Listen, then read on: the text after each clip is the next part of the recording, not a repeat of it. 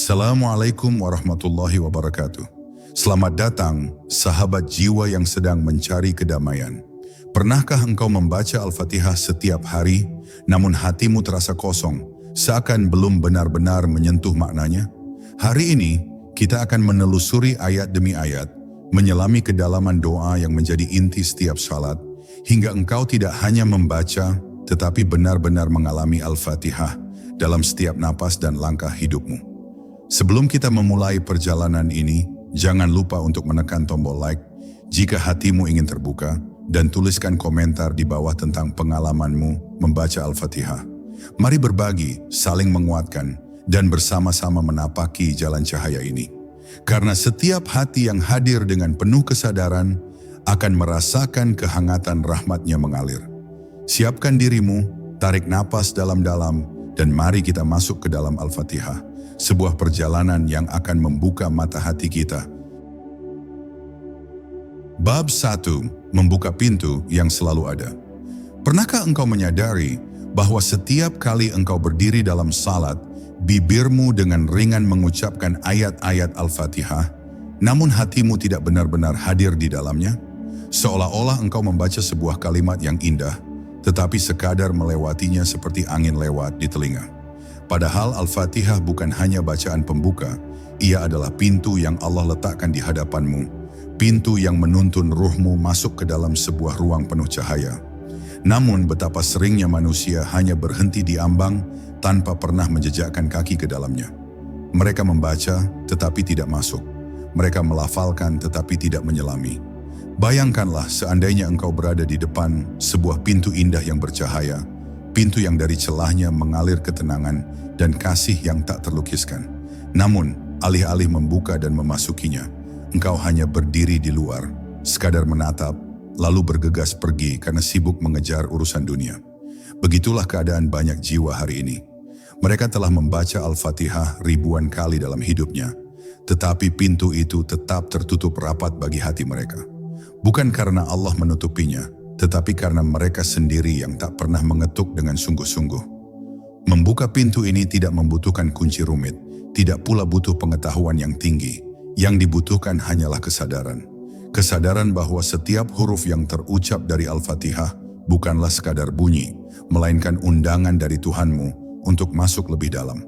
Ketika engkau berhenti membaca dengan terburu-buru, ketika engkau mulai mendengar gema makna di balik suaranya, maka saat itu engkau sedang melangkah ke dalam ruang yang selama ini menantimu. Namun perjalanan ini hanya bisa ditempuh oleh hati yang mau berhenti sejenak. Hati yang tidak sekadar ingin memenuhi kewajiban, tetapi ingin mengalami pertemuan. Karena sesungguhnya setiap kali engkau membaca Al-Fatihah, engkau tidak sedang berbicara kepada dirimu sendiri. Engkau sedang diajak bercakap dengan Dia yang menciptakanmu. Dan bukankah sebuah percakapan baru terasa indah ketika engkau benar-benar mendengar, bukan hanya sekadar mengucapkan kata? Maka pada langkah pertama ini, marilah kita berdiri di hadapan pintu itu dengan penuh kesadaran. Jangan biarkan Al-Fatihah hanya lewat di bibir, sementara hatimu tetap tertinggal. Rasakanlah bahwa di balik setiap ayat ada ruang yang menunggu untuk engkau masuki. Ruang yang dipenuhi cahaya, ketenangan, dan kasih sayang yang tidak pernah habis. Pintu itu sudah ada sejak lama. Yang ditunggu hanyalah keberanianmu untuk benar-benar melangkah masuk. Bab 2. Nama yang menjadi cahaya. Ketika bibirmu melafalkan Bismillahirrahmanirrahim, engkau sebenarnya sedang memanggil sebuah cahaya. Nama Allah bukanlah sekadar bunyi yang melewati udara, melainkan jembatan yang menghubungkan dirimu dengan langit. Ia adalah tali yang mengikat hatimu dengan kekuatan yang tidak terlihat. Namun betapa seringnya manusia hanya mengucapkannya dengan terburu-buru, seakan itu hanyalah formalitas pembuka. Padahal setiap kali engkau mengucapkannya dengan hati yang hadir, saat itu pula engkau sedang menyerahkan seluruh langkah hidupmu agar dipandu oleh cahaya ilahi. Kata Bismillah mengingatkanmu bahwa tidak ada satupun gerakan sejati dalam hidup tanpa menyandarkan diri kepadanya. Engkau makan dengan namanya, engkau berjalan dengan namanya, engkau bekerja dengan namanya, bahkan engkau bernafas pun dengan nama itu. Tanpa kesadaran ini, hidup hanyalah serangkaian rutinitas kosong yang melelahkan. Tetapi dengan kesadaran ini, setiap hal kecil menjadi ibadah, setiap gerakan menjadi bagian dari perjalanan kembali kepada Tuhan. Ar-Rahman dan Ar-Rahim bukan sekadar dua sifat, melainkan samudera kasih yang melingkupi seluruh semesta. Rahman adalah kasih yang menjangkau semua, bahkan mereka yang tidak mengenalnya sekalipun. Sedangkan Rahim adalah kasih yang lembut, khusus diberikan kepada hamba yang mencari kedekatan. Dengan menyebut kedua nama ini, engkau sedang mengingatkan dirimu bahwa seluruh perjalananmu berada dalam pelukan kasih. Engkau tidak pernah benar-benar sendiri, sebab rahmat itu meliputimu siang dan malam. Namun sayangnya, banyak manusia tidak pernah berhenti sejenak untuk merasakannya. Mereka melafalkan Bismillah dengan ringan, lalu kembali sibuk dengan dunia, tanpa pernah menyadari bahwa di balik kata itu ada pintu keheningan yang dalam. Jika engkau mau diam sebentar setelah melafalkannya, jika engkau mau membuka telinga batinmu, engkau akan mendengar gema kelembutan yang menyusup masuk, seakan Allah sendiri sedang berkata, "Aku bersamamu dalam setiap langkah." Maka jangan biarkan ayat ini sekadar lewat di lidahmu. Jadikan ia cahaya yang benar-benar menerangi hidupmu. Setiap kali engkau menyebut nama Allah, hadirkan hatimu, rasakan getarannya, dan biarkan ia menuntunmu masuk lebih dalam. Sebab perjalanan ke dalam Al-Fatihah selalu dimulai dengan satu hal sederhana, menyerahkan seluruh dirimu dalam namanya yang suci. Bab 3, menyadari pemilik semesta. Alhamdulillahirabbil alamin. Kalimat ini terdengar begitu akrab di telinga kita, tetapi apakah engkau benar-benar merasakan getarannya? Segala puji hanyalah milik Allah, Tuhan seluruh alam. Ayat ini bukan sekadar pernyataan, melainkan ajakan untuk menundukkan ego.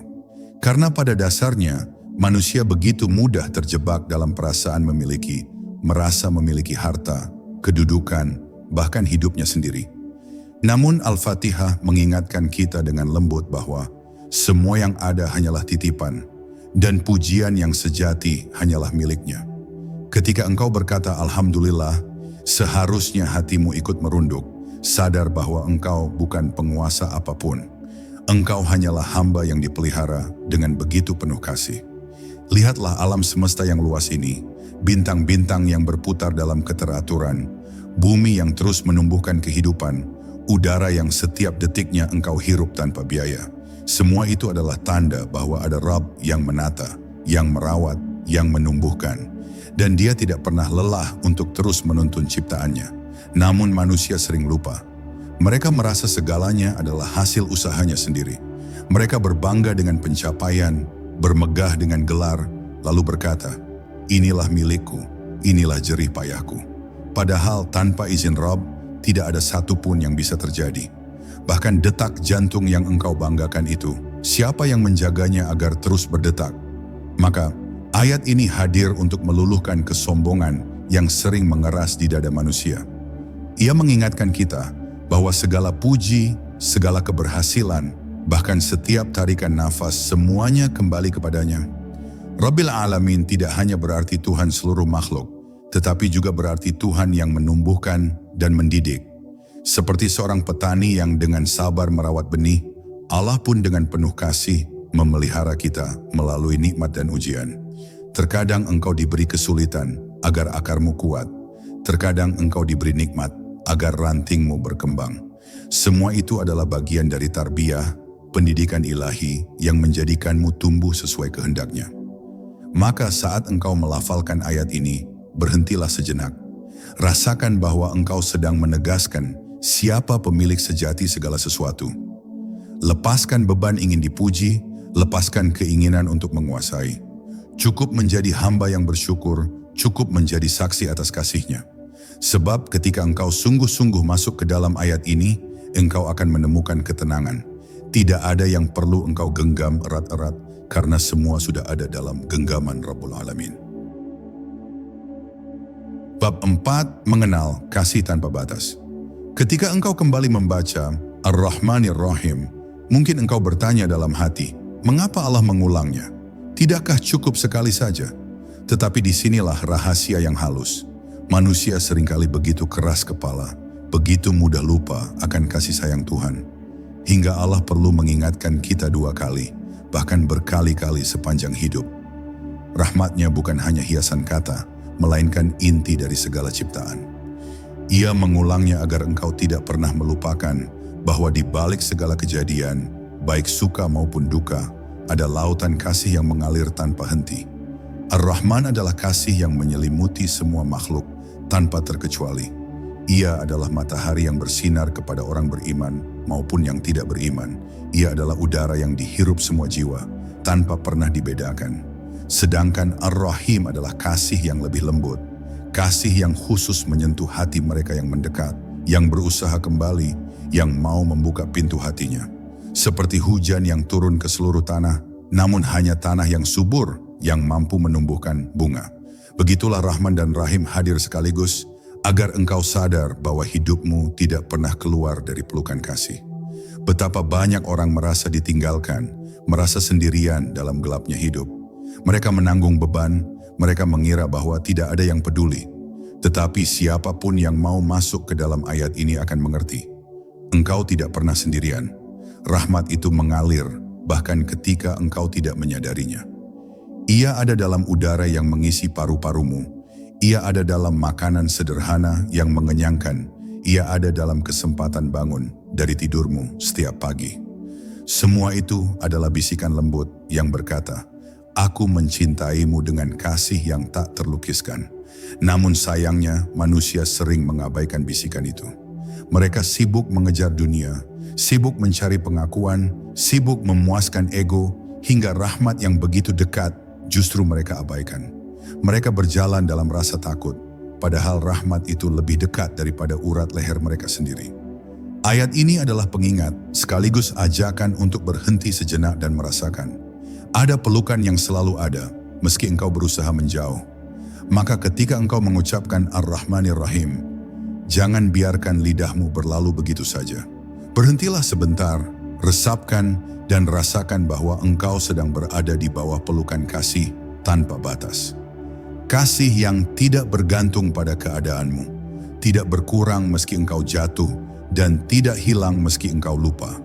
Jika engkau benar-benar masuk ke dalam ayat ini, engkau akan merasakan sebuah kelegaan bahwa engkau dicintai, bahkan lebih dari yang pernah engkau bayangkan.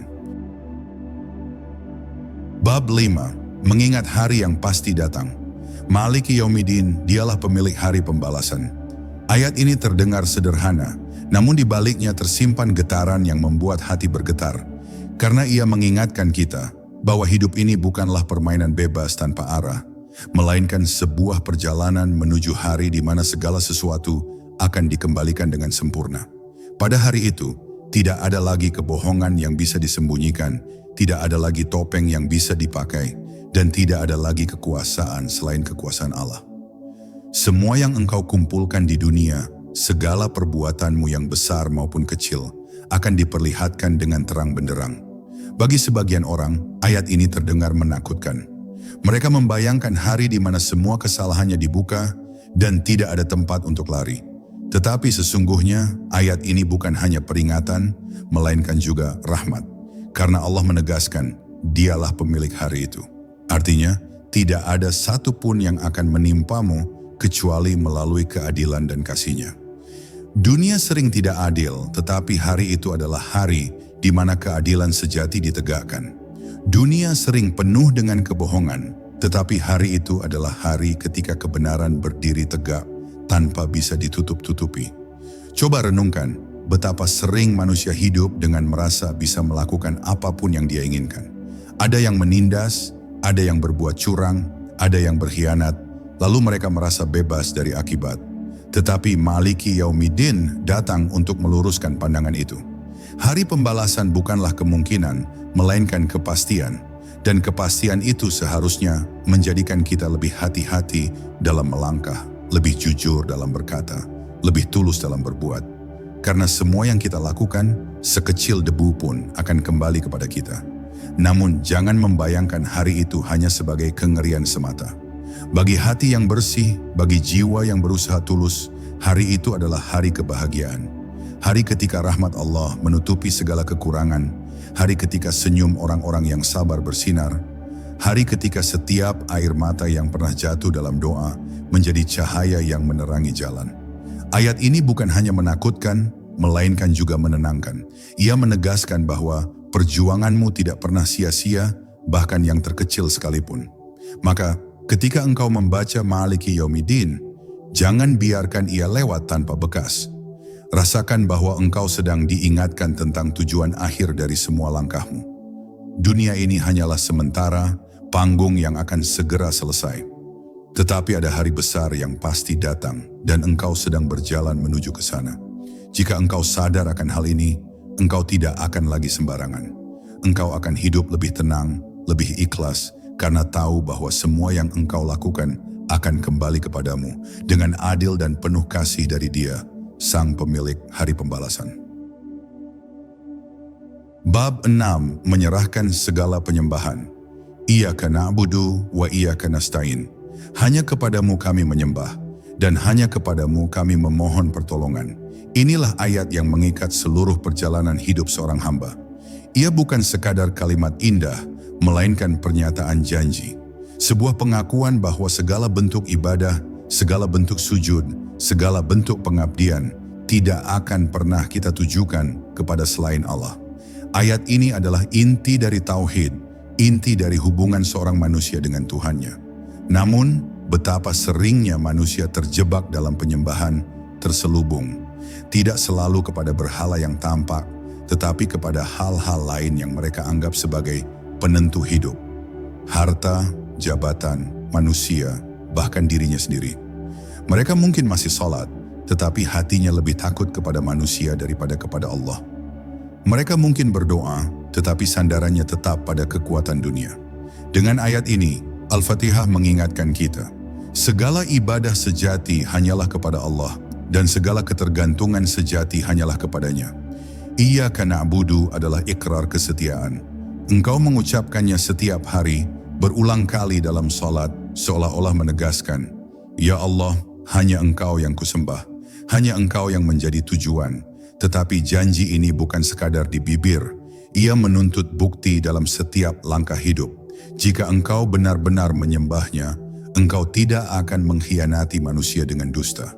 Jika engkau benar-benar menyembahnya, engkau tidak akan berbuat zalim demi keuntungan sesaat.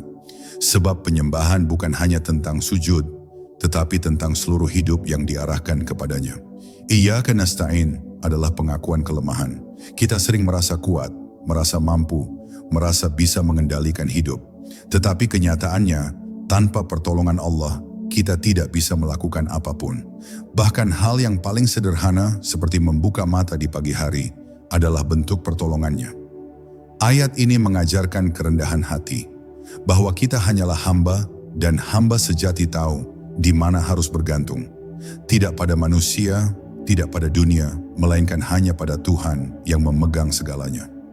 Maka ketika engkau membaca ayat ini, berhentilah sejenak dan tanyakan kepada dirimu, kepada siapa sebenarnya engkau menyembah? Kepada siapa engkau bergantung?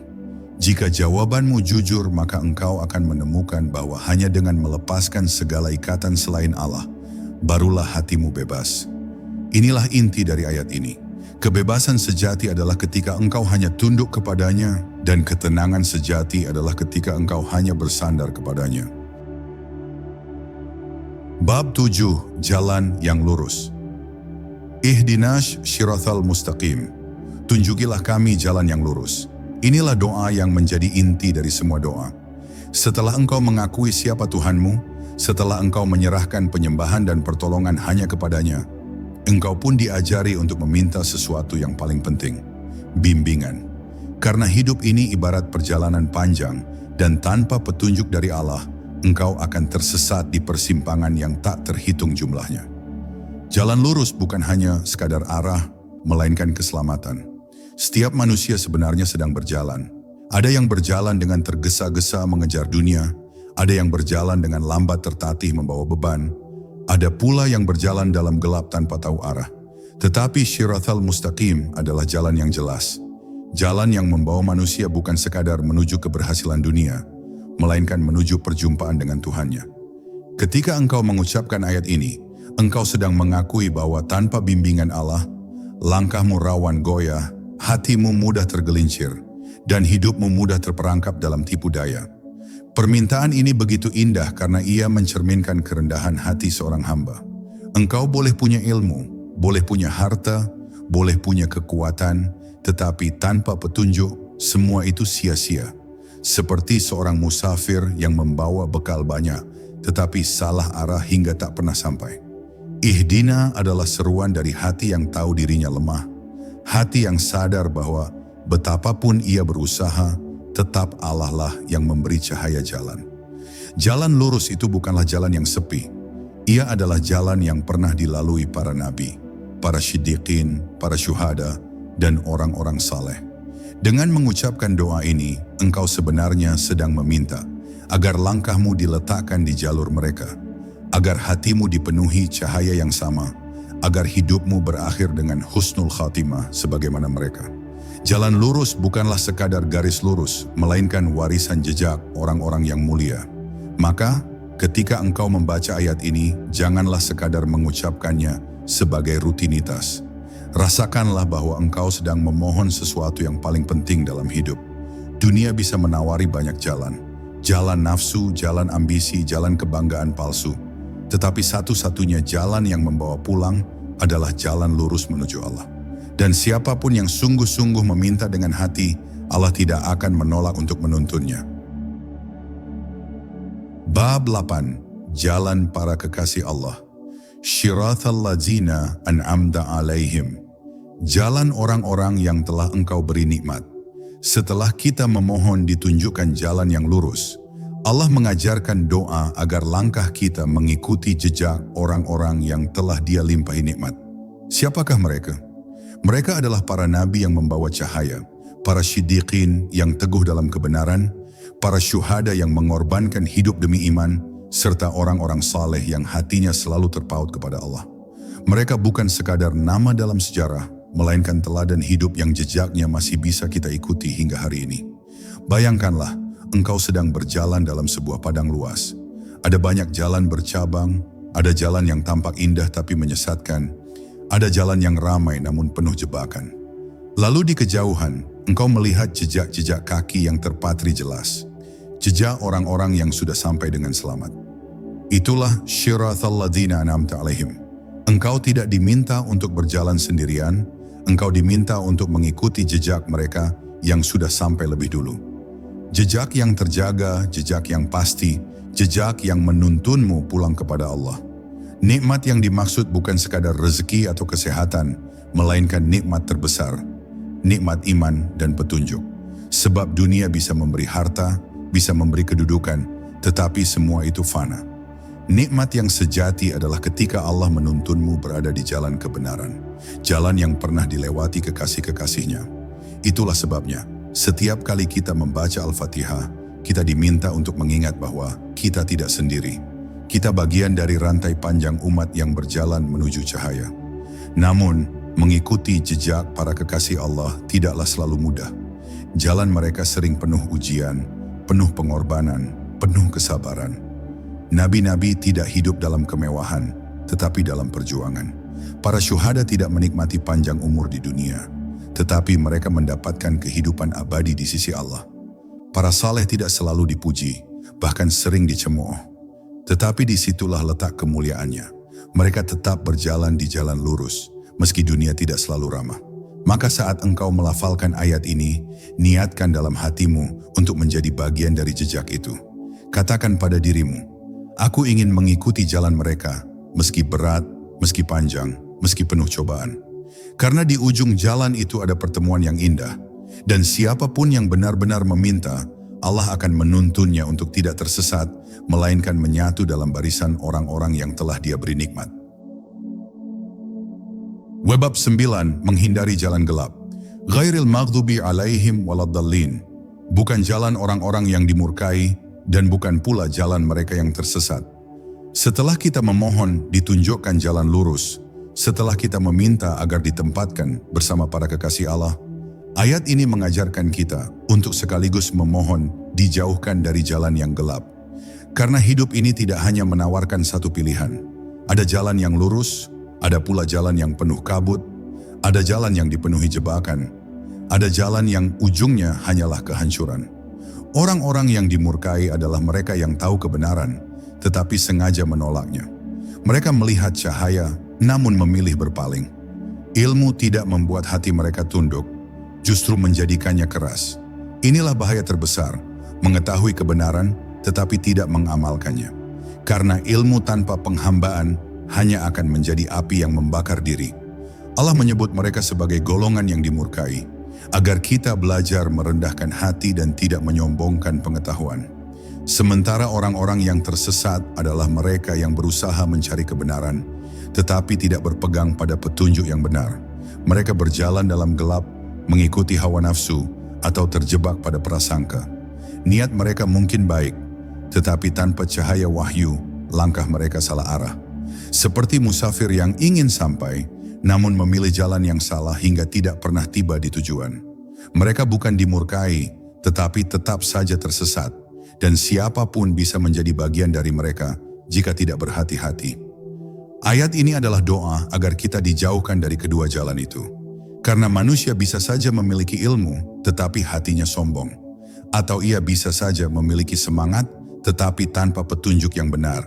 Kedua-duanya berbahaya, dan keduanya membuat manusia gagal sampai. Dengan membaca ayat ini, kita seolah berkata kepada Allah, "Ya Rabb, jangan biarkan aku menjadi orang yang tahu kebenaran, tapi enggan tunduk. Jangan pula biarkan aku menjadi orang yang bersemangat, tapi berjalan tanpa cahaya-Mu." Maka ketika engkau melafalkan ayat ini, resapkan dalam hatimu bahwa hidup ini selalu penuh pilihan. Ada jalan terang, ada jalan gelap, ada jalan yang dipenuhi rahmat, ada pula jalan yang penuh murka. Dan keselamatan sejati hanyalah ketika engkau terus berdoa, terus bergantung kepada Allah, agar Dia menuntunmu berada di jalan lurus, bukan jalan orang-orang yang dimurkai, dan bukan pula jalan mereka yang tersesat. Bab 10 masuk ke dalam Al-Fatihah.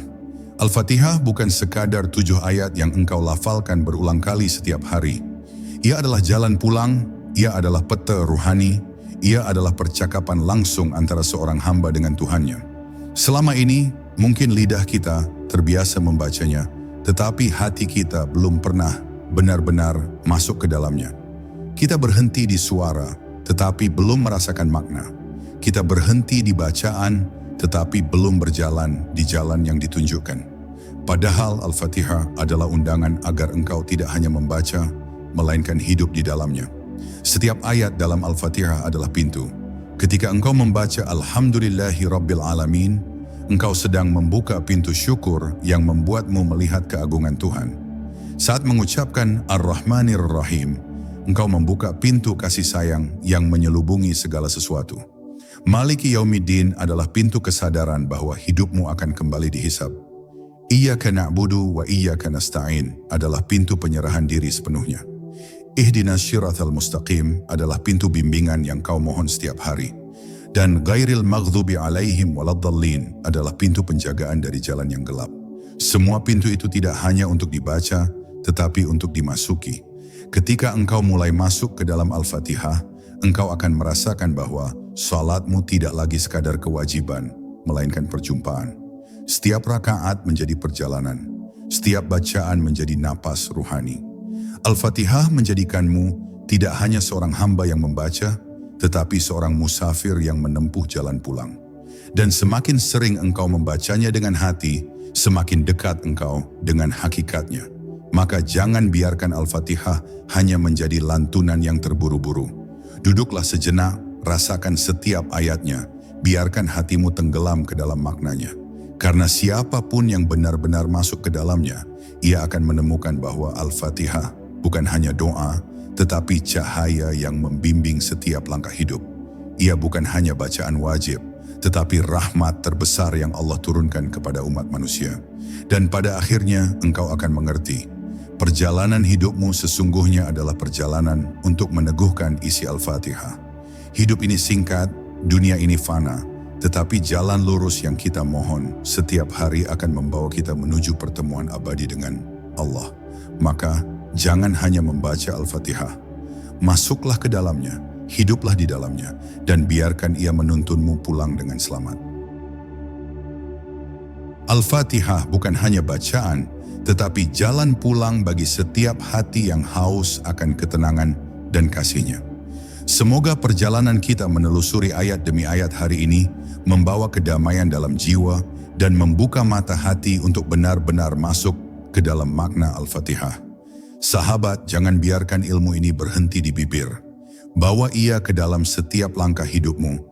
Biarkan hatimu merasakan rahmat-Nya dan sebarkan kebaikan itu kepada orang-orang di sekitarmu.